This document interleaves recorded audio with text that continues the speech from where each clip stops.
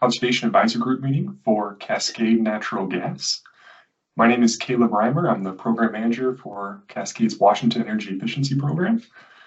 Today we've got a relatively straightforward meeting, perhaps an hour or so of content, and from a very high level, things are going excellent in the program. We're ahead of goal, and a lot of our projects and ambitions are moving along as anticipated. So we've got some good updates to share with everyone today.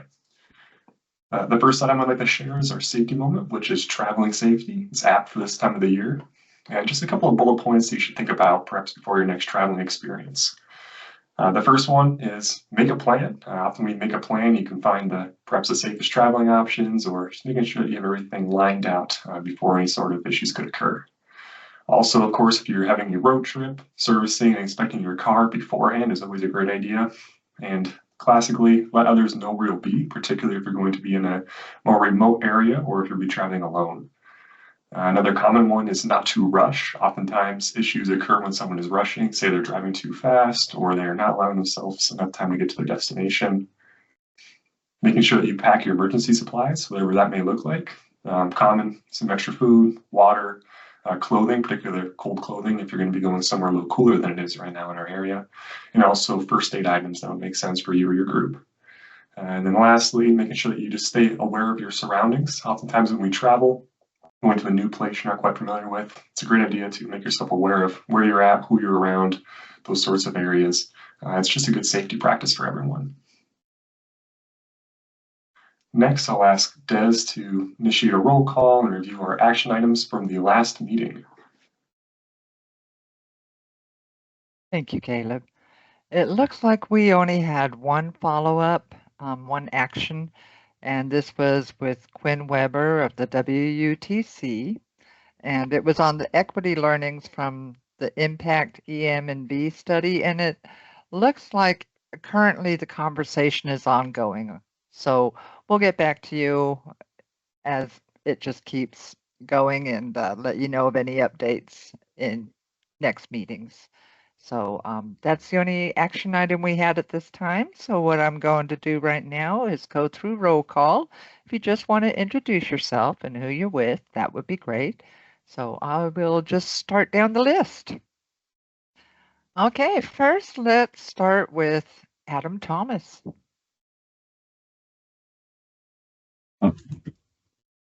Hi, Adam Thomas with ADM Associates, the third-party evaluator for the Cascade Natural Gas programs, here to give a presentation on the process evaluation report that we've recently completed. Thank you, Adam. Jody Albert. Hi, my name is Jody. I am with Cascade Natural Gas. I am the economic analyst for the energy efficiency team. Thank you, Jody. Jacinda, you're on mute. Jacinda.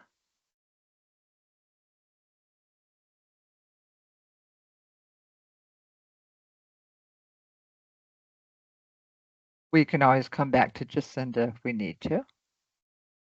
All right, Carrie. Good morning, everyone. I'm Carrie Buren. I'm the supervisor for program delivery for Energy Efficiency West. Thank you, Carrie. Brian Farnsworth.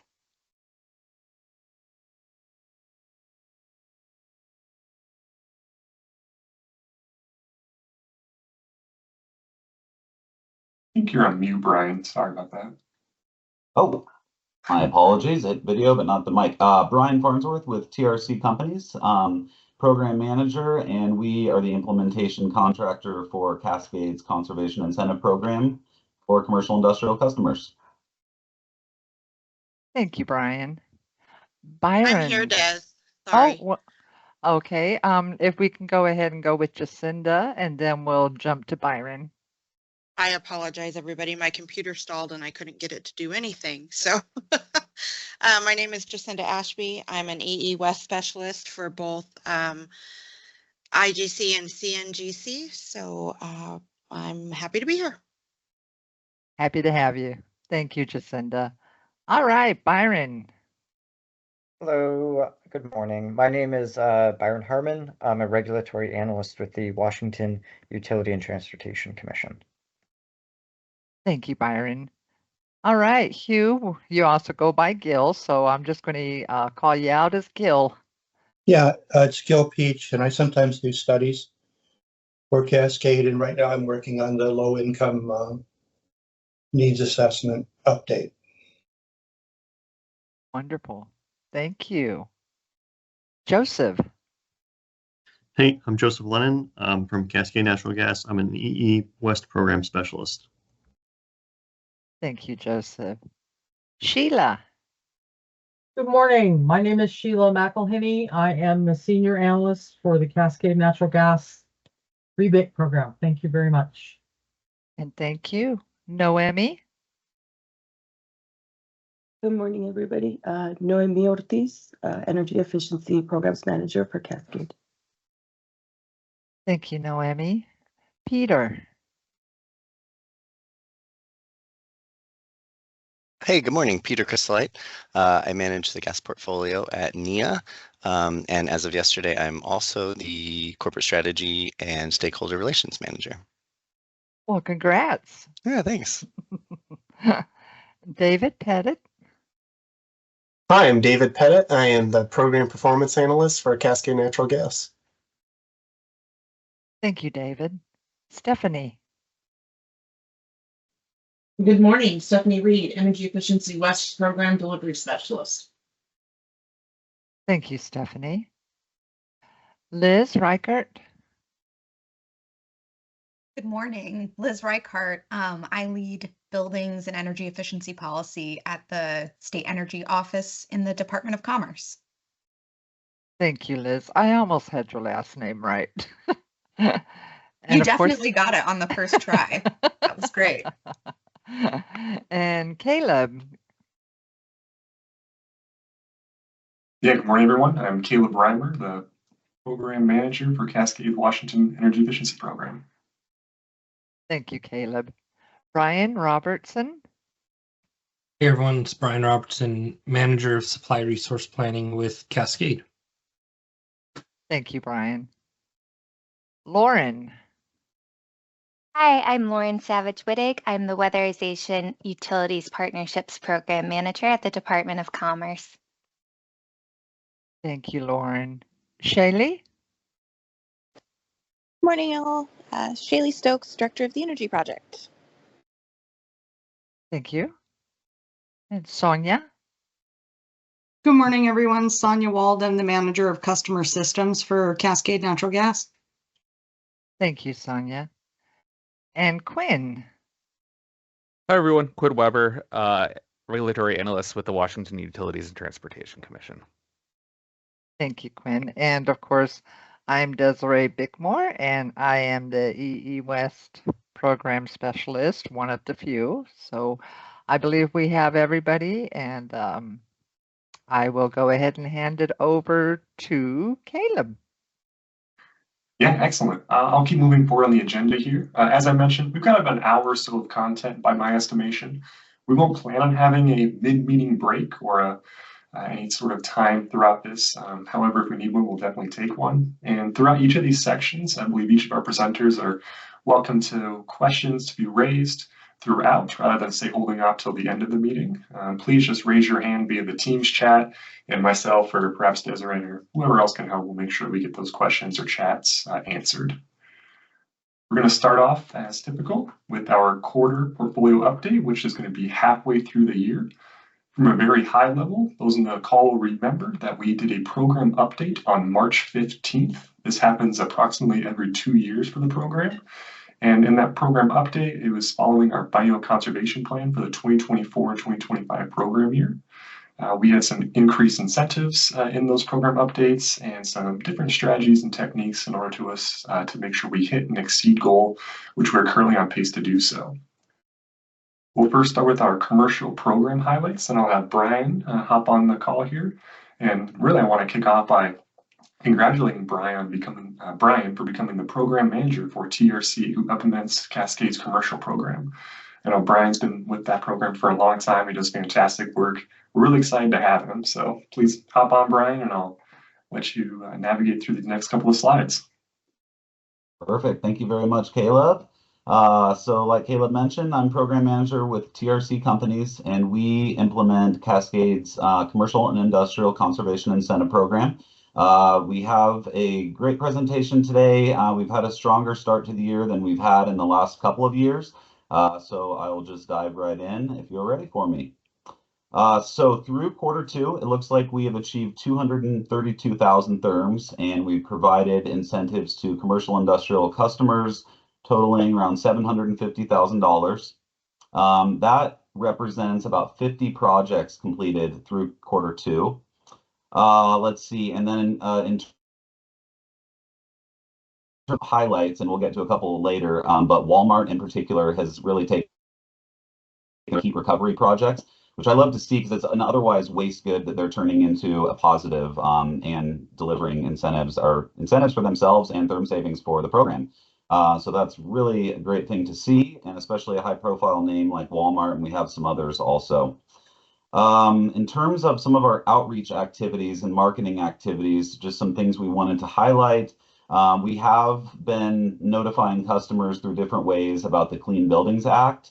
And you can see there that we've had, or I don't know if it's in front of you, but we've had 829 opens to an email blast that we did, which is pretty terrific. So we're really trying to incentivize customers to act there and to pursue energy savings projects.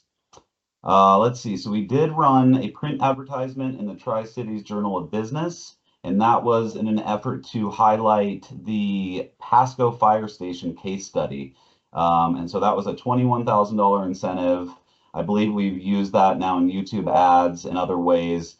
And so it's great we bring on a really great videographer that really, visits the site, features interviews with the site, and it's just a great way to feature projects that can be used in our marketing activities throughout the year. So looks like we've also run digital ads on ghostgadget.com and then YouTube. And the YouTube ads have really been terrific. We've seen some great activity and opens from those, and directing to the pages that we'd like them to visit, which are our conservation site, obviously, and links to additional case studies and that sort of thing.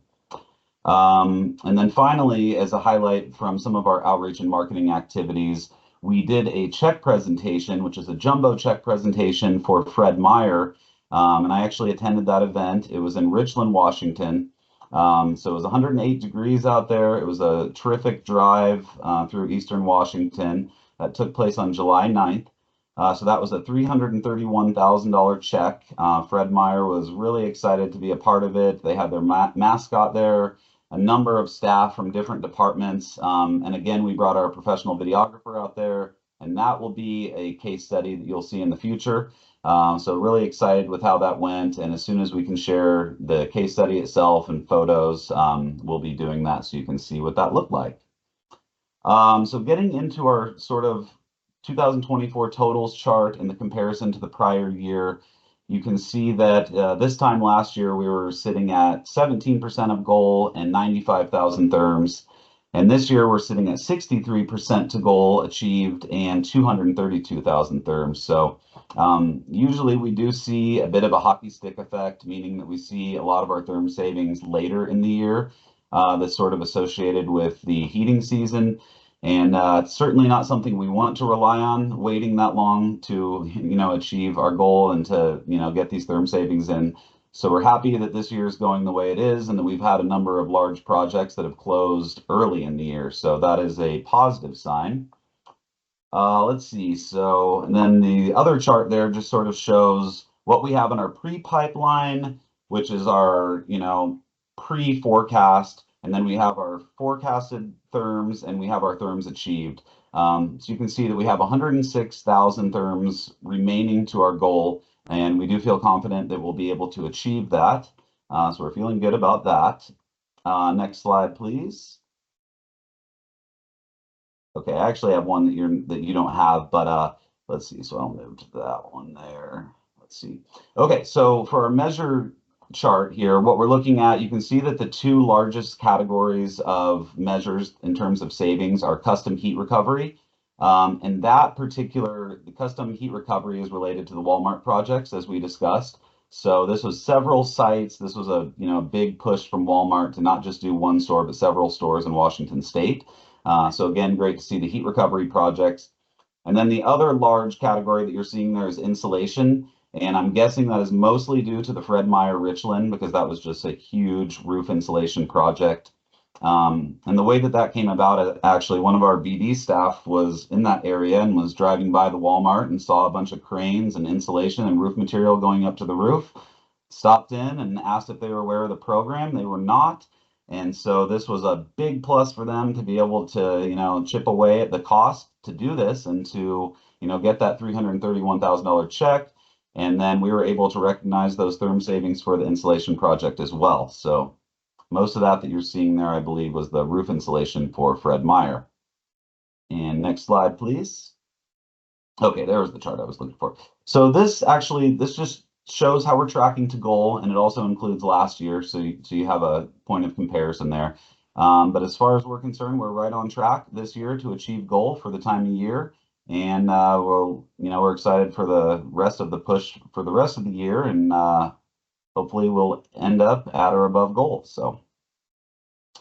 And then let's see, I think the one beneath that is the biennial goal. So you can stay on that one for just a second. So yeah, you can see that remaining to our biennial goal is around 147,000 therms.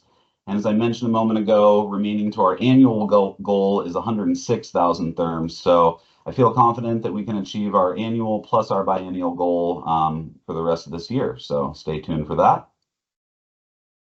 Next slide, please. Okay, so project outlook.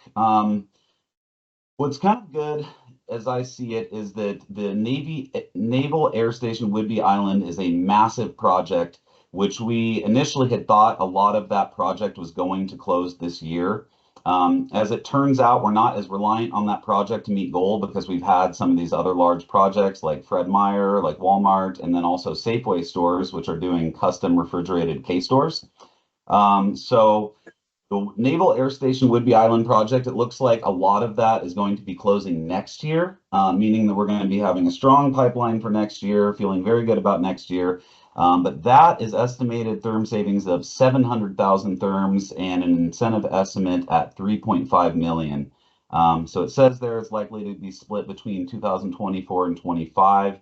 There's a possibility that some of that will close this year, but it looks like the lion's share is going to be closing next year for that project. So that's an important note. It might be the largest project ever for the program on the commercial side. I'd have to confirm that, but I believe that probably is the largest therm savings project ever. So we're excited to be working with the Navy there. Otherwise, we'll discuss these remaining 3 projects in the forecast, and that is Skagit County retro commissioning, Community Justice Center. So looking at 22,000 therms for that project. We have Corix Utility Systems in Bellingham. That's going to be a district energy plant at the Bellingham waterfront. Looks like 4,200 therms there, $20,000 incentive, but it's a project we wanted to include as a highlight. And then the Longview School District. So we definitely have a history of working with school districts throughout Washington State. Longview School District being no exception. And that is a large project that our technical manager has brought to the table, and that therm savings is estimated at 70,000 therms. Next slide, please, unless that is it. That's the last slide we have, Brian, but it looks like we have a question from Byron. Byron, if you'd like to share. Yeah, thank you. I guess my question is about whether you guys do any kind of like additionality analysis when it comes to these projects and like how much is appropriate to give out with incentives. Well, the amount, so what you're probably referring to there is our custom incentives, because our prescriptive incentives are spelled out well ahead of time of what the incentive would be, what the therm savings would be. We use a calculator for that, so it's the type of thing that is just entered into our calculator. It produces a standard incentive that's the same every single time. Now, in terms of maybe the Walmart heat recovery projects, for instance, that is when we have Robert Cootie, and he is our technical manager. And what he will do is essentially, he'll take in the data from the customer. what they're doing, what they had, what the equipment was before, what their efficiency was looking like before, and the improvement in efficiency that they'll see after they do the project. And so he will basically run an energy analysis on that, and we would send that customer a custom offer that says, we've evaluated your project. It does meet our, cost effectiveness, and here's what we would be able to offer you as an incentive, and here's what we estimate the therm savings to be. And oftentimes that's either the same or slightly different than they had proposed when they had sent their, study and analysis to us. But Bob makes the final call on that. He's extremely experienced. He does a great job. He's been with the program, I want to say, for 12, 13 years. But that is how that is determined, if I answered your question correctly. So I guess to be a bit more specific, yeah. You had listed the example of a store that was already in the process of installing insulation, and then they were offered an incentive. It seems like from a additionality standpoint that they were already going to do it, as they had already purchased the insulation to go in the building. And so I'm not sure how incentivizing something that's already currently happening works in terms of additionality. Like, maybe I'm missing something there. Yeah, I mean, and I'd ask Caleb to chime in also. We consider that issue, when that does come up, as a free ridership issue. In that case, I believe it was done before any install was completed. But I mean, it is a valid question. But we look for any and all opportunities that are gas saving opportunities, and to get our information in front of the customer as soon as possible. Yeah, I'll chime in here. And Brian, you're exactly right. There's always a free rider issue, whether it's a commercial, an industrial project, a residential project.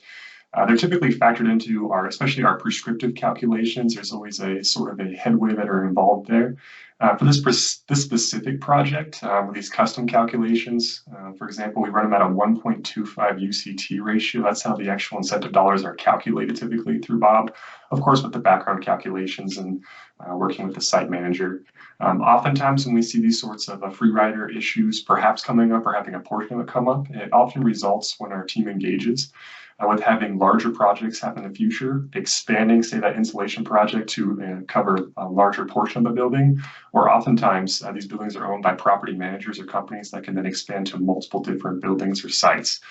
Perhaps like the Longview School District, if that were to happen, catching an energy efficiency project that would be close to occurring at one of the sites could then encourage that site manager or the district planner to then do those projects at the additional buildings to then maximize the therm savings for the next, in this case, 40 years. So of course, that's always an issue with all these programs, and it's something to recognize, and it's definitely worth bringing up. Thank you. Yeah, I appreciate those additional thoughts you have around it. Thank you, Caleb. Yep, certainly. Brian, is there anything else you care to share about our commercial outlook and our commercial program? Otherwise, we're really happy to see that goal number being ahead of pace. It's a fantastic thing for us to see. And that's not even counting some of these very large one-off projects that we have once every 5 or so years, which we'd love to have as well. Just one additional thing I wanted to mention. We are looking into bus wraps for the Whatcom County market. And so don't be surprised if in the near future you see buses that have our, information along the sides and the back of the buses. So we're excited about trying that. And I was actually going to speak with you and see if you'd be interested in sort of a residential commercial mix on something like that. But yeah, that is something that's going to be coming down the pipeline that I am personally excited about. So just wanted to mention that.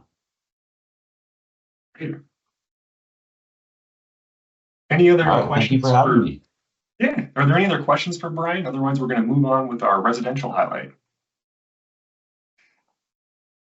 Okay.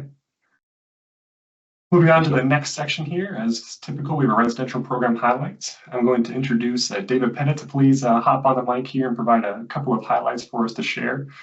In summary, we know we did a program update about 3.5 months prior to this data being produced. So we've got a relatively representative sample of how that program update has happened and what the outline of it afterwards is. So far, it's going excellent, and we're here to share the information today. So I'll kick it over to David. Thanks, Caleb. My name is David Pettit. I'm the Program Performance Analyst for Cascade Natural Gas, here to present the unofficial year-to-date residential program performance.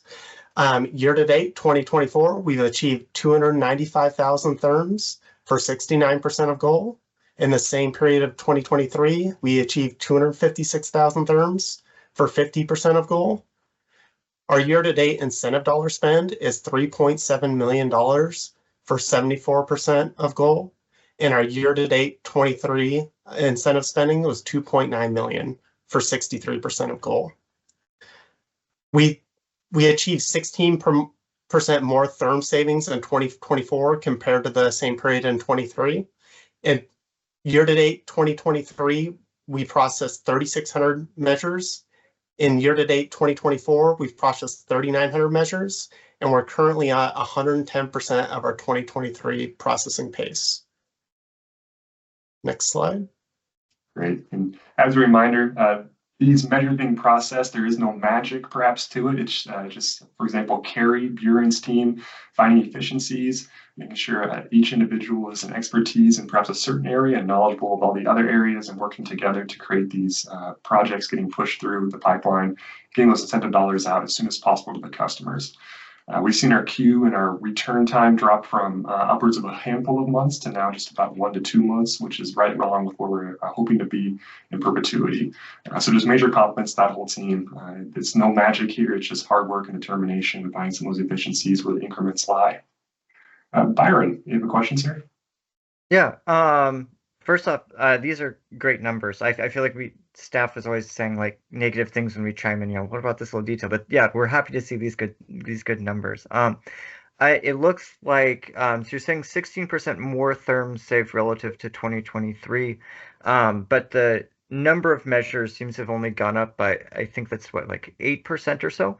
Are you guys focusing on particular measures that are saving a lot more therms, or is this just kind of something that's just something like statistical things lost in the noise or something? Is there a particular reason why there's more therms per, I guess, measure processed? Sure. Great question. I'll chime in first, and David, feel free to follow up. You're exactly right. It's a 16% increase in therms versus about a 10% increase in the measures that are processed. Relatively standard. I'm not sure if there's any sort of statistical significance in that deviation there. But you're exactly right. There is a different measure mix that we are looking at, and it's actually going to be on David's third slide here. In summary, it's going to be attic insulation. We saw on the commercial side of things that attic insulation made up a significant portion of that portfolio, and that's similar for our residential portfolio as well. That's grown year over year. It's both due to increased incentives, which we know when there's an elasticity for demand when we increase the dollar amount. That one was $1.25 per square foot previously for the last, I believe, 2 years, and then prior to that, it was $1 per square foot for approximately 2 years. It's now at $2 per square foot, so that's a 60+% increase in that incentive. So we were hoping to see that measure increase, and it has. It's fantastic. That's one of the largest therm savings that we have, and it's extraordinarily cost effective. If I recall correctly, the UCT, which is the utility cost test, that ratio is in the neighborhood of 4.5 to 6.0. Meaning that every dollar or so that we spend on that incentive, we're anticipating between $4.5 and $6 in therm savings value in that return. So that is definitely something we're looking at, and our outreach coordinator actually has some goals for this year to continue increasing that. We can talk more about that if we'd like. One of the things that actually just happened the last couple of days is focus on a multifamily project. So typically in a residential program, we have a lot of single family homes or perhaps like duplexes. Not a lot of multifamily, which would be 4 or more units. We actually just passed and did all the inspections, all of the incentives for just under $170,000 for one multifamily building. And if my ballpark mental math is right, it's around 40 to 50,000 therms from that one project alone. So that's very unique for the program. It's something we're hoping to continue expanding on. That's another one of those examples where it doesn't just happen by magic and we get 170 applications in the mail. That's our whole staff. I know Stephanie and Sheila particularly come to my mind. Finding those project managers, coaching them through the whole process, doing all the inspection, making sure the work is done correct. It's a lot of work, honestly, but we now have a template for the future, which is just fantastic. David, is that about right? Yeah, absolutely. Yeah, and we'll cover a little bit more of that in the third slide too. Great. Byron, feel free to ask any follow-up or additional questions after David shares that third slide with a couple of graphs for you. This next slide just depicts our biennial progress to goal. We are currently at 32% of our biennial goal. It's important to keep in mind only 25% of the biennial time frame has elapsed. So as most of you know, we implemented changes to our programs offerings that went into effect on March 15th. And this slide just gives a brief update on the impact of those changes to our program. The chart on the left depicts each measure's therm savings as a percentage of our portfolio therm savings. The first measures being insulation and air sealing. Those now comprise 76% of our savings portfolio, but prior to March 15th, they comprise 60%. Furnaces now comprise 15% of our therm savings, and prior to March 15th, they comprise 25%. And all other measures now compose 9%, while prior to March 15th, they compose 15%.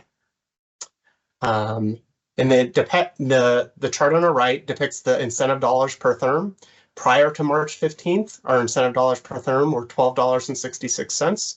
And after March 15th, it was $13.83.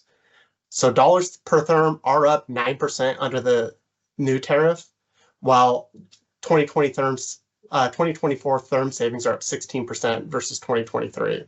And then we also identified, as far as the therm savings compositions, there are three main drivers behind that. One, a fantastic job by Stephanie Reed and the rest of the program delivery team. We've been actively adding more point of sale allies, as well as seeing increased participation amongst insulation point of sale allies. We've also increased rebate amounts for insulation measures, which are driving participation. And we've also increased therm savings assumptions for some insulation measures. The data implies increased rebate amounts as having positive implications for participation. And it's also worth noting that the program is currently within the 80 to 20% of budget per the BCP conditions document 210838. We're also receiving positive feedback from both customers and contractors, and it's just been a big success. So thank you for everyone that participated in implementing the program update. Yeah, a couple more thoughts when I look at some of this information on the screen. In the top right, we have incentive dollars per therm. I think it would be intuitive for someone to think, wow, why is the incentive dollars per therm going up? That's a bad thing. It's costing more money. One way to think about it actually is this is a positive thing, and it's almost exactly what was anticipated when we built up our program plan, did our CPA, and then executed on the biennial conservation plan right around the middle of November. At that time, we had some forecasts that I built right around $14 or so per therm, so we're really close in that ballpark. And to have, say, a 9% increase in the dollars with a 16% increase in our therm savings year to date, it's just fantastic. So we're really seeing some positives there.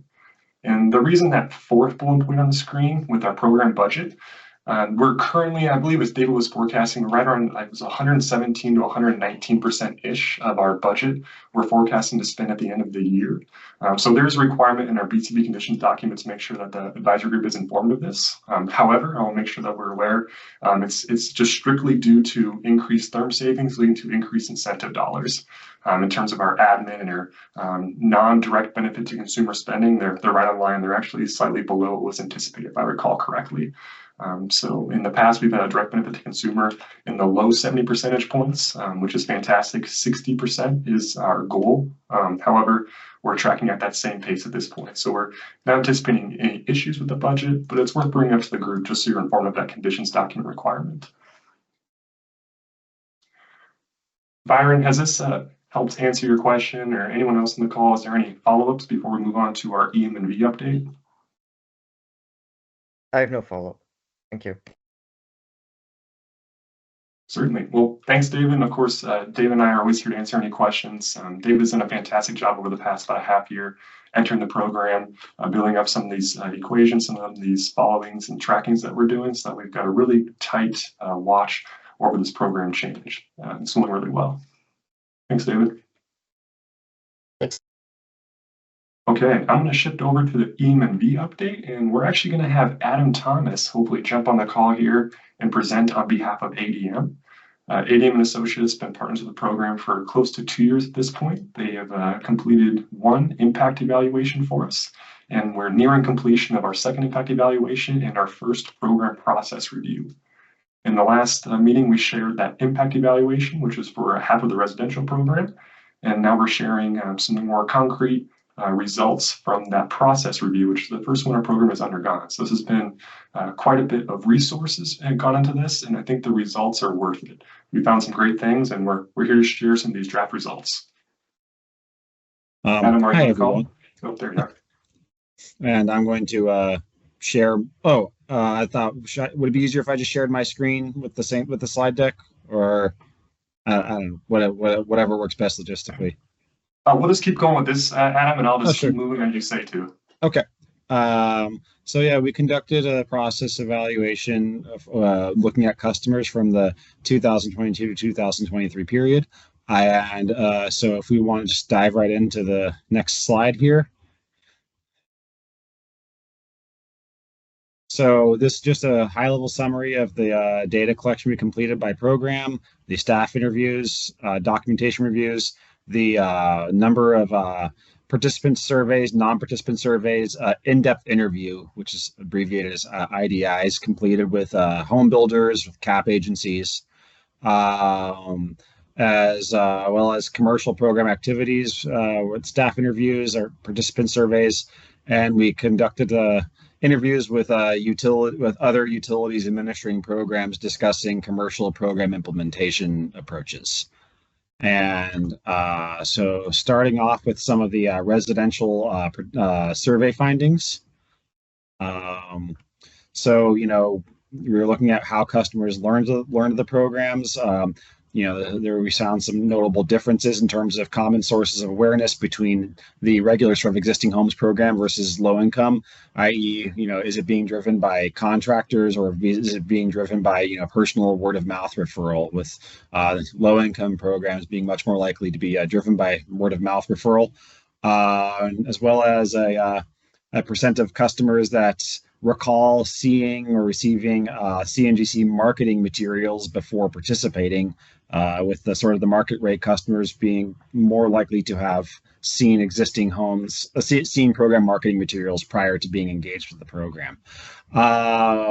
Satisfaction rates. I will say though, our low income survey sample was smaller than we would like, but those indicating higher satisfaction rates shown of 88 versus 67% for existing versus low income. However, satisfaction with CNGC overall as their utility provider was also markedly high among both cohorts. You know, some high level recommendations we had said, you know, based off of some pain points described in the survey responses, you know, we would recommend having a list of eligible trade allies shown on a program website. I know, you know, for most of these programs, particularly in existing homes, we're looking at sort of, you know, an open tent approach, anyone with a license. And, you know, there could be concerns about fairness of presenting contractors in a specific order. We've seen this happen with, you know, solutions such as randomized order presentation rather than alphabetical, for example, when going to a contractor list, or just having, you know, past successful vendors being shown in the program, but allowing, you know, if a contractor is licensed in the state to, you know, have their information presented if they request. But, you know, that sort of referral process was listed as something that would be helpful by survey respondents. Granted, we know that must be balanced with concerns over fairness and treatment of trade allies. So we also recommended sort of, you know, enhancing the incentive for smart thermostats compared to programmable thermostats with higher savings per unit. And also that, you know, the incremental cost for smart thermostats is actually dropping on average significantly because of newer entrants to the market, such as Amazon brand models that are retailing for less than 100. You know, you no longer have to get the top of the line Nest here to get smart thermostat, you know, type of benefits. So at the core, you know, those were some of, you know, there's more in the report, but that was some of the core findings based off of our review of the incentives and our surveys with program participants. The next slide, we discussed some of the non-participant survey findings. So we surveyed about 409 non-participants. And from that sample of non-participants, there was a 29% rate of program awareness. And of those non-participants, 63% that learned of the program learned of it through bill inserts or mailers. I know those can be a costlier method, but for those who even are not participating, this being one of the more recalled sources, sort of concluded from that data that might be still a worthwhile piece of marketing to maintain funding for. 26% of the non-participant survey respondents did express program interest. One thing to do note is that I know there have been higher incentives, and so at some point this data point is stale based off of the list of customers we are looking at. But of the over 2/3 of those who were aware of programs stated that they did not think the incentives were high enough to for them to consider following through with the purchase. So that's something to then check longitudinally in the next biannual assessment, as Cascade has increased some incentives to see if this is this would be a key data point, I would say, sort of a process evaluation KPI to see if the incentive changes has sort of addressed this matter. Find contractor's site. Oh, okay. Thank you for putting that in the chat. Okay. Well, if that changes the tone of it from create it to then more directly sort of promote or highlight, then we'll characterize accordingly. Thank you for that information, Carrie. Let's see, the next slide, we go on to some discussion of from our participating home builders who are engaged sort of in the incentives for furnaces, water heaters.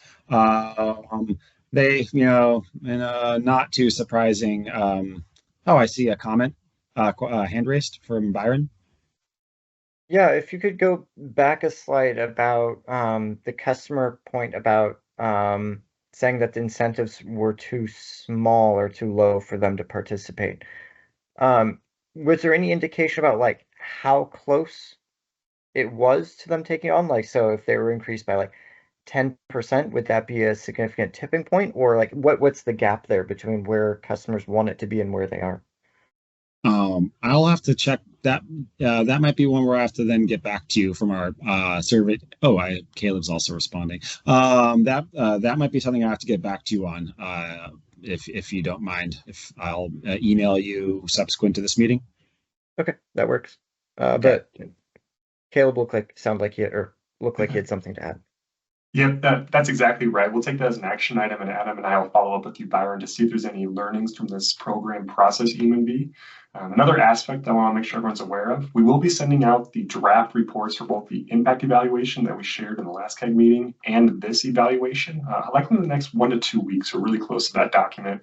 So you'll likely be able to see some more of the in-depth information in there. And it actually lists out every single survey that we gave out with the questions, how those could be subsequently, in terms of the logic, be followed up. So it might also provide a little bit of insight to you, Byron.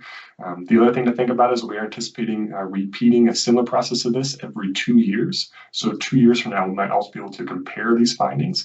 And since we have at least 9 months at that time with participants who have engaged with the higher incentive rate compared to when this survey was given out, we might be able to compare that number and see if there's some statistical significance in terms of the response on that question. And it's a really fair question, though, Byron. Yeah. In the past, I know that we've kind of had a little bit of like back and forth around like some incentives or measures having fairly high TRC and UTC values. That could be potentially like, it seems like there's some wiggle room there to increase certain incentives that might be able to like meet that difference between what customers expect and what's cost effective for them and what's still cost effective for the program. So that's actually something, if you're screening on the, if you have TRC as, the measure of program acceptance, of acceptability to include in a program, and UCT as sort of a measure of prudency of spend, is the guidance on this to have, screen the measure for cost effectiveness and then, set an incentive at somewhere in the 50 to 75% range of incremental cost, but then tailor it to within that sort of boundary to, just as long as UCT is above one, or is there a, a minimum desired UCT? Just kind of wondering, as far as the, how to best, address those balancing concerns on incentive setting. Yeah. So I think that Caleb and I have had fairly extensive conversations about this, and feel free to add to the conversation. But it sounds like there's also concerns around like programmatic cost effectiveness. So it's not just about individual measures, but it's about the overall energy efficiency program being cost effective, and having higher UTC and TRC values on certain measures can help kind of buoy the program, so to speak. And so it's kind of a trade-off between those kinds of concerns. Yeah, Is that and with accurate? the higher incentive really only penalizing program TRC. If you set it so high, you're cannibalizing any possibility of, of scale. But if we're talking like a $100 difference on a furnace, for example, that's, that'll make a big difference on measure level UCT, but in terms of program scale, is unlikely to reduce the, possible savings by so much as to threaten a program level cost effectiveness. I.e., you can if you have a higher incentive, you can rebate fewer units, but if you have a higher incentive, you'll induce more units into the program. So I'm just talking in circles now. Okay, I'll share a bit of thoughts, and then I see Carrie has her hand up. But I agree with what you're saying, Byron. So typically our programs run close to a 2.0 or so UCT ratio, which is above the 1.0 requirement, but there is opportunity there to get very close to that. That's been the mindset in the past. However, my mindset is not necessarily that. Especially with our increase in our attic insulation being so prominent and so strong. We're looking at a portfolio level UCT above 3.0 on a residential side at this point. So I do believe there will be room in the future to work through increasing some of our perhaps underperforming or even underrepresented incentive values, such as say like windows and doors comes to my mind, for example, where those projects are extraordinarily expensive and they don't have an extreme therm return. However, we want them to happen, and perhaps there are some sort of bonuses that we could include, such as some that have actually come out of this EMV process. So our plan actually to evaluate that, Byron, we will be including the CAG on this right around this time next year.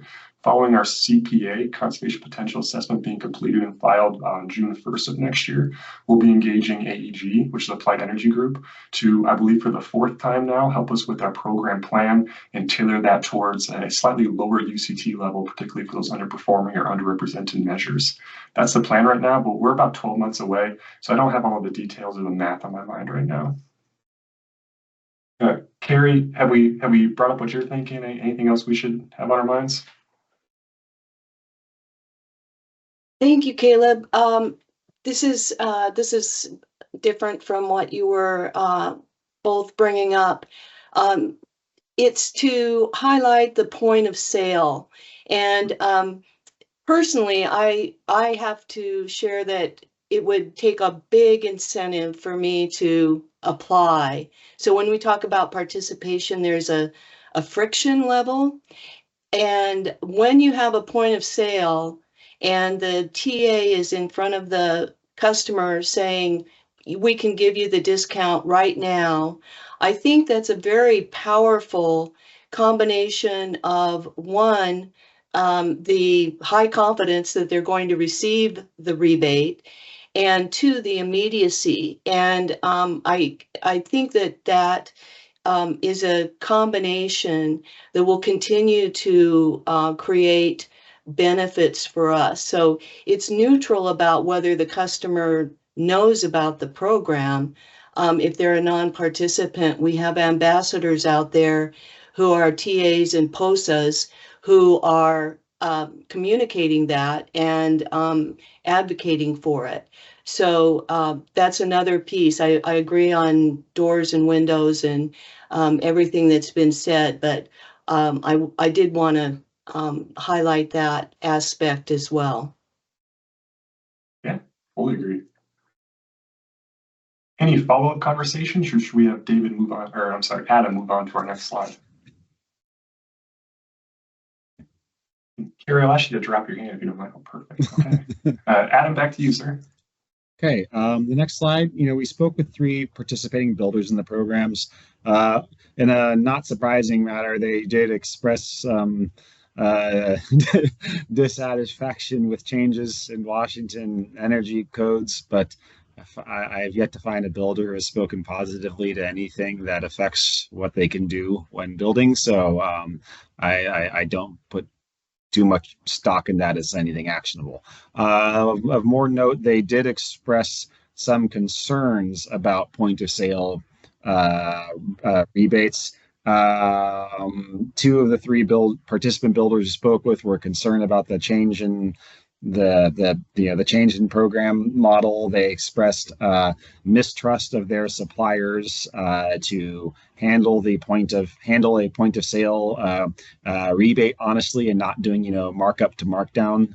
And so that was a particular concern listed by 2 of the 3 builders who seemed to state a preference for then getting the rebate after the fact, even if delayed, out of mistrust of their supplier.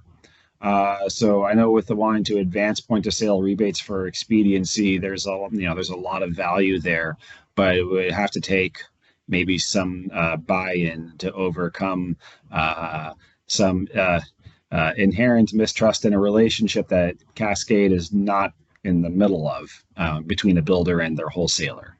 So just something to think of going forward. So that ties into recommendations as far as getting more builder buy-in on a point of sale process, maybe working collaboratively or establishing an MOU between them and their common suppliers on this subject to get over some of that mistrust in their business relationship.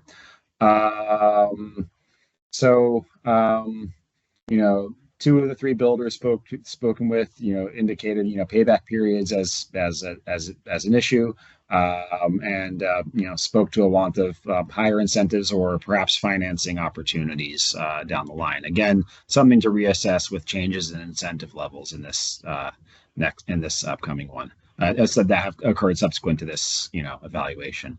So if there's no questions on builders, I'll move on to the next slide. We spoke with 3 CAP agencies as well.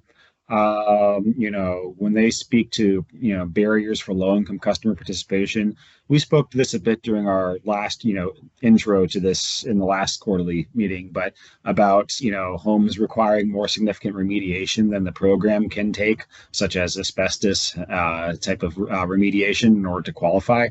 They indicated, universally high satisfaction with the Cascade program team and the assistance that the program provides for their work. So they are the CAP agencies did note that they think there would be a benefit if automatic enrollment was expanded, as far as just since auto enrolling anyone sort of income qualified in other initiatives, and then funneling to the CAP agency for review and assessment. So that's where they would identify an area where they can improve sort of scale of recruitment. There was some findings discussed of as far as the extent of post inspection and QA performed by CAP agencies, and in not all cases were mandatory post inspections completed, and so just sort of an area of program enhancement. We do note that on the impact that the low income program is scheduled for impact evaluation for 2024. So at that point, we will have a savings value based off of billing analysis, and that kind of in itself addresses whether there is is there a programmatic problem leading to lower savings, or is the program producing savings as expected? And is this just sort of a qualitative issue, or is it rolling up into a quantitative issue? And that'll be something we know in an impact report that I'll be presenting to you all perhaps in Q1 of next year. So let's see. And I don't see any hands raised, and so I guess I'm just going to barrel on through to some high-level commercial customer findings. And I'm sorry for walls of text. I hope this deck will be informative for folks reading it on the side from here. There was program dissatisfaction was mostly driven by dissatisfaction with a trade ally, not driven by dissatisfaction with Cascade or their implementers. So usually discussing issues as far as non-responsive contractors, not receiving information from their trade ally. Although some did note wait times for rebates as an area, but as also an area where lower satisfaction scores compared to other areas of program administration is not atypical.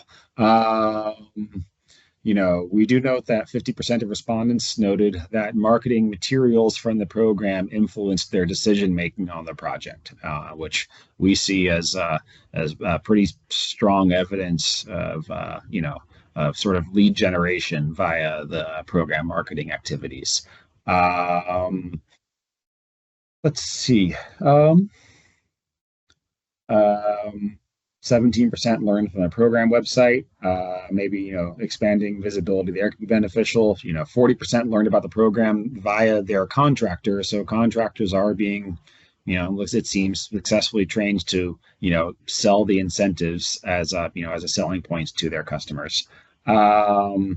If there's, other recommendations might be related to sort of more narrowly targeted business segment level outreach, case studies, or to sort of we've seen this elsewhere in Washington, where sort of focused efforts on specific rural or underserved community small businesses, as well as potential areas of commercial program outreach. We did not get very many responses from contractors and trade allies to our request for interviews. We tried, but it was blood from a stone getting them to answer and respond to us, unfortunately. A selfish recommendation I would have on there is if program teams before the next process evaluation could, if you have relationships with the contractors, establish an expectation that they respond, noting the importance to them that, basically their feedback is a chance to inform what the programs look like, which affects them directly. So that's a selfish evaluator's recommendation for an evaluator. And I do try to avoid making those. But essentially, the contractors gave a similar story of valuing the program for lowering their costs of equipment, stating it made it easier to, sell technologies that they're already interested in selling, but that it, helps them make the business case. We did note that our tracking data for contractors very often had outdated contact information. The extent to which that is controllable is, the staffing does change, and this was a retrospective look.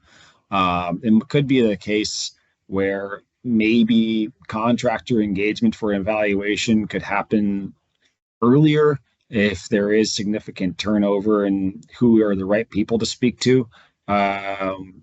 Because it did seem the case where many of the contacts we did try and reach had stale information, person no longer there, wouldn't speak, couldn't, that type of issue. The contractors did indicate an interest in sort of, program kickoff type of meetings to provide any, sort of informational, updates on incentive levels, process changes, what have you. Now, whether that could be a case where I'm going to get a hand raise being told that is done, but the contractors he spoke to specifically did not recall participating in such an activity, but would place value on it. The last piece here was basically, we have two slides here, going over some of the pros and cons of third-party implementation versus in-house implementation of commercial programs by gas utilities. And we had spoken to some other gas utilities who have gone through both modes of program implementation to give feedback on what they saw as the pros and cons of the two approaches. They spoke to with in-house implementation having the chance for deeper relationship building and more contact with their particularly they noted their large and key accounts, a sense of greater control over the programs, in some cases noting better cost effectiveness without paying a vendor fee. Then also that more control sort of directly marketing utility brand. They noted some cons in terms of the staff that are on programs are very often also expected to be involved in other ends, such as the regulatory reporting, and there are workload peaks that would be that were difficult to meet without contract labor. They also had noted how complex the coordination could be across departments when you are a utility who is also involved in directly implementing your own programs. Some of these areas, are areas that could perhaps be addressed as part of third-party implementation with the right controls, such as in some cases, a third-party implementer could have their own brand name for a product or a program. And so, requirements of using the utilities brand or product name for an initiative is something that we've seen. Ensuring that all email communications go to an @ the utility rather than @ the implementer. Primacy of logo placements, for example, also of importance. The next slide goes to the pros and cons of third-party implementation. The utilities you spoke with did note that they saw a lot of value when there was third-party expertise with across different states and utilities, and sort of that technical expertise readily available. Reducing internal burden when you have contract labor as opposed to staffing for it. And they did note that if it allows more opportunities for partnerships if the implementer is implementing for several utilities in the same region.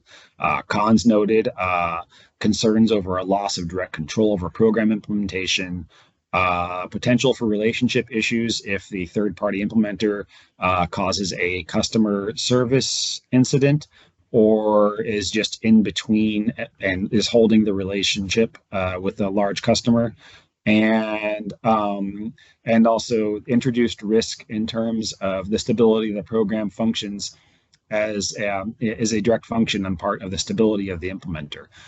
This is not the case for the commercial that implementer is discussed here, but an example I would note would be, when the electric utilities were running appliance programs by JCO and then ARCA, and then that program disappearing when the implementer went bankrupt and disappearing on a week's notice. It would be the most extreme case. But, if an implementer, third party has, layoffs or that type of cut that is outside of the control or purview of the sponsoring utility, that could then have down the line risks to the utility relying on them for services. So, there's pros and cons to both, but as one of our research goals was addressing those as an informational piece for Cascade's benefit and consideration.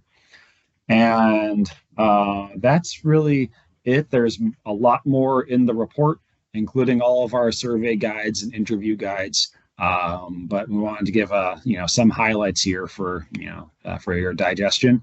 And I'm happy to entertain questions here that I'll address verbally if I can, and we'll address in writing after the fact if needed.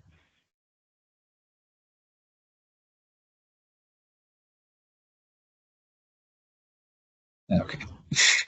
Yeah, excellent. Adam, thanks as always for being on here. You've been kind of a staple of a bunch of these meetings we've had over the past year, so hope to have you on here again. At this point, sounds like no questions.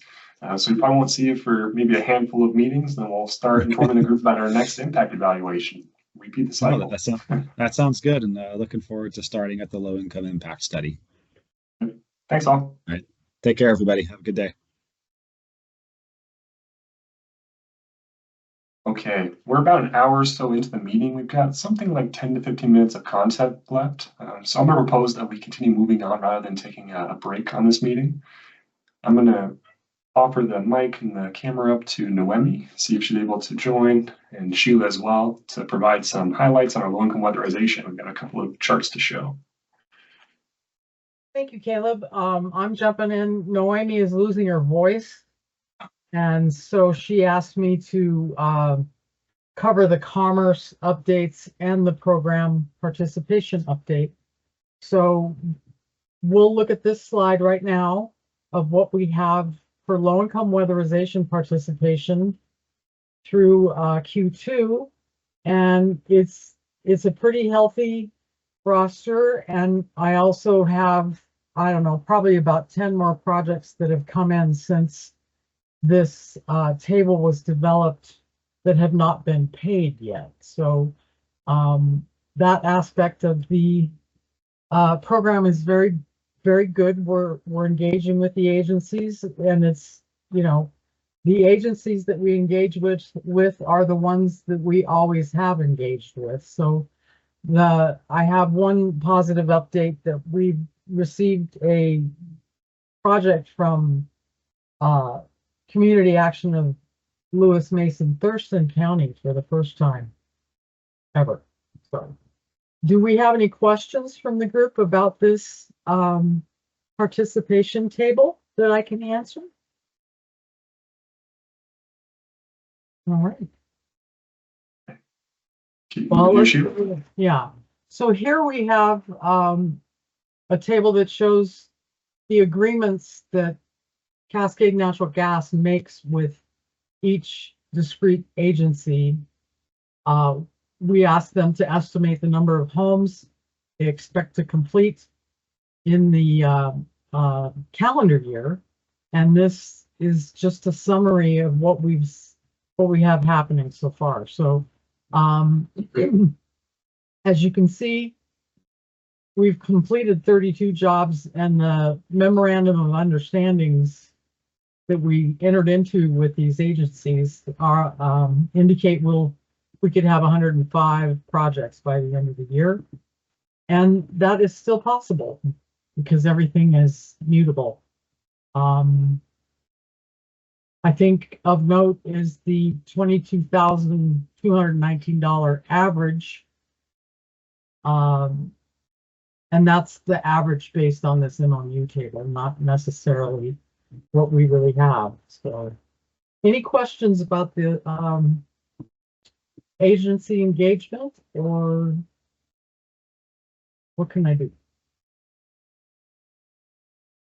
Questions, comments?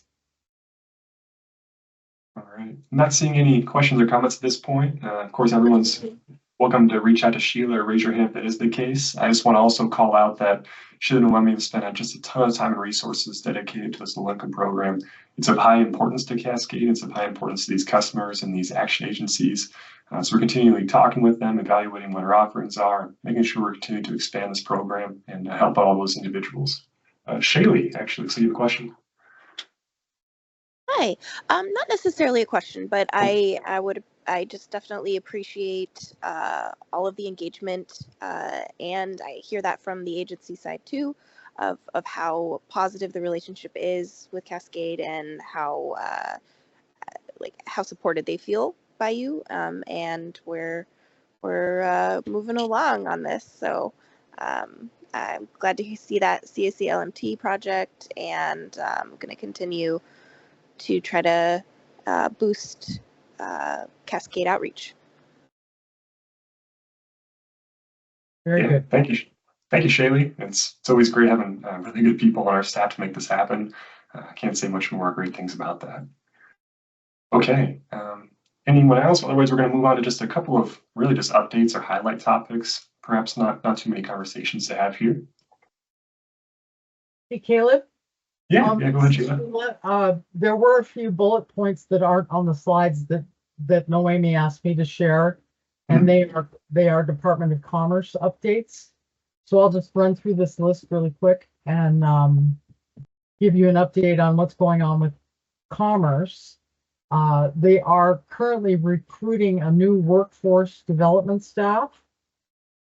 Some work that started prior to the workforce development included the development of a youth weatherization curriculum aimed at educating 11th to 12th grade students about weatherization and introducing them to foundational technical skills and knowledge. This work will continue. Additionally, working on a scheduled check-in with our community action agencies. In other words, I'm busy trying to get dates to set up so we can have an all-agency meeting. Washington Partnership and Commerce to discuss whatever low-income program barriers we have and potential measure associate updates. And then she wrote, I'm going to pass it over to Liz Reichart to give us an additional Commerce updates for IRA funding. Sure, yeah, sure, I'm here. I'm happy to do my best. Awesome. Thanks so much. Yeah, there's really exciting work going on with Lauren, who's here on this call, and the whole weatherization team at Commerce. We also, as folks will probably know, are gearing up for soon to be rolling out IRA funded home energy rebate programs. These are, as folks will likely know, programs that are both focused on like those point of sale rebates for specific appliances, but also there's a second program that is a whole home energy efficiency program. And while we're probably not going to have any news on that until early next year, I just kind of want to plant those seeds in folks' minds that we are fully staffed up finally to help implement those programs. We're submitting applications to DOE, getting good feedback in return. So when we have some news to bring you and are ready to partner on some of these whole home energy efficiency concepts, I think it would be great to come back to this group and see how we can partner and leverage efforts in your service territory. Happy to take questions if folks have them about the IRA rebate programs.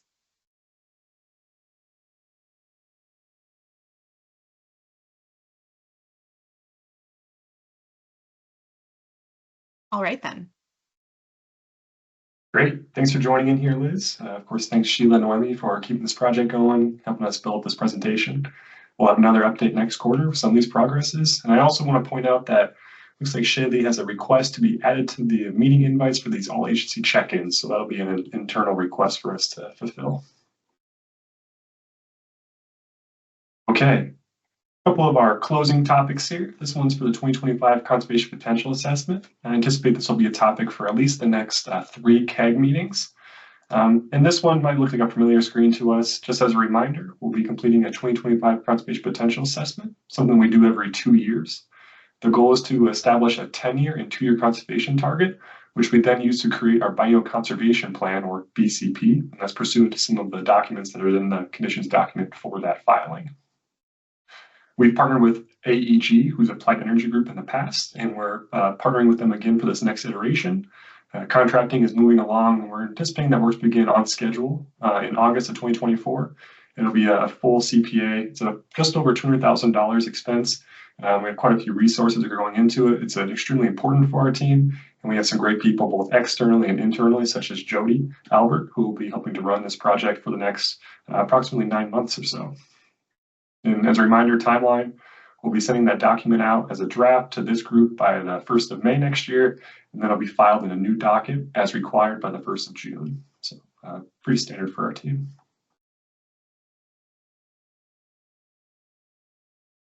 This is both an update and a new topic here. This is our NEA Cycle 7 funding. Those on the call recall that NEA stands for Northwest Energy Efficiency Alliance. I believe we still have Peter on the call here representing that team at this point. So as a reminder, we have Cycle 7 funding, which is for the 2025 to 2029 years. There's some highlight information on what that commitment has looked like in terms of our business planning, the dollars associated, as well as the portfolio funding share and the approximate terms that are anticipated from participating in this. Those will recall that we had a conversation about this in the last CAG meeting, that the requirement to participate for CNGC has been removed from the biennial conservation plan conditions document for Cascade as well as all the other utilities in Washington. However, we are anticipating on participating with NEA for this next cycle. However, the reason I have it brought up on this presentation is there's some new developments and perhaps any questions or feedback that I'm looking to gather from this group on this business plan. And what's happened is approximately 3 months or so ago, HB 1589 in Washington was passed, and this impacts particularly Puget Sound Energy's funding to NEA's gas portfolio. And here's why. You can see the quotation that's on my screen here. Beginning in January 1st of 2025, so less than half a year from now, no large combination utility, PSE, may offer any form of rebate, incentive, or other inducement to residential gas customers to purchase any natural gas equipment or appliance or equipment. So what that means is NEA is having to modify the Cycle 7 business plan of what is going to be focused on in terms of, say, market transformation or working with suppliers and vendors or working on the technology in the future, particularly for these residential equipments that PSE can no longer fund. The plan right now was not a concrete plan. This is the current plan is to work through this with NEA's Natural Gas Advisory Committee, which I'm a part of, in order to evaluate what sort of market transformations and funding options are available. And most likely it'll be a focus on dual fuel, so think both gas and electric for one system, as well as on commercial measures, which have quite a bit of promise over the next 5-year cycle. What I'd like to bring up to this group is an opportunity, and I'm sure others in this call are hearing information perhaps similar to what I am, perhaps different than I am. If you have any feedback or questions or comments or anything to share with us, that'd be fantastic. I anticipate working with the Natural Gas Committee over the next month or two to work through this, and I'm more than happy to bring any sort of information to the table that I don't currently have. Not currently seeing any hands up or comments. This is a general request though. Please do message myself, caleb.reimer@cngc.com. If you'd like to talk about this or provide any sort of insights from your group, I do want to hear them. So please do in the future. And lastly, this is the easiest topic of the day. We're closing out. Just confirmation of our 2022-2023 biennial report. This is actually the first time that Cascade has filed a 2-year report. So it took a bit of learning and practice with both myself and David in order to create this report. It seemed to have gone well. We submitted this draft with our advisory group, all those on this call here, made a couple of improvements to it, and that was filed on time prior to the 6/15 deadline. And I understand we have an open meeting coming up in order to address any questions or perhaps get an order of confirmation for this docket. So no major updates on this yet, just a confirmation this is moved on as anticipated. And we're looking forward to perhaps having this all finalized and looking towards the 2024 report, which will just be a single year, which is standard for us historically. Okay, and last topic. Here's our upcoming meeting cadence.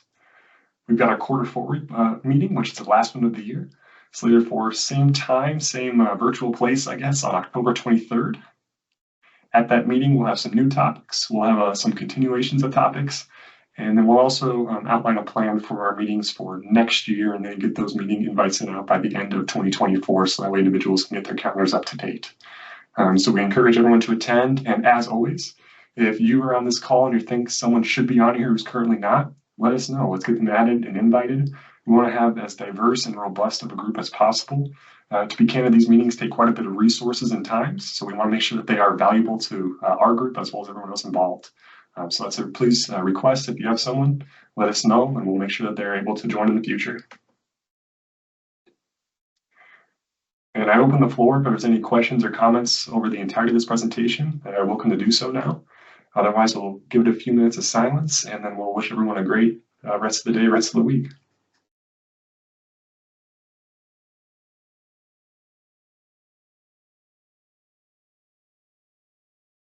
Okay. Looks like not too many questions or comments, so please everyone enjoy the rest of your day. As a reminder, these meetings are recorded and we upload them onto the website usually after a couple of weeks, and you can typically find that link in our meeting agenda. So you're always welcome to share this with someone who's not on the call, or look back in the past if you need, or in the future about the past if you'd like. Otherwise, thanks everyone for joining. Thanks for the time. We'll see you in about 3 months.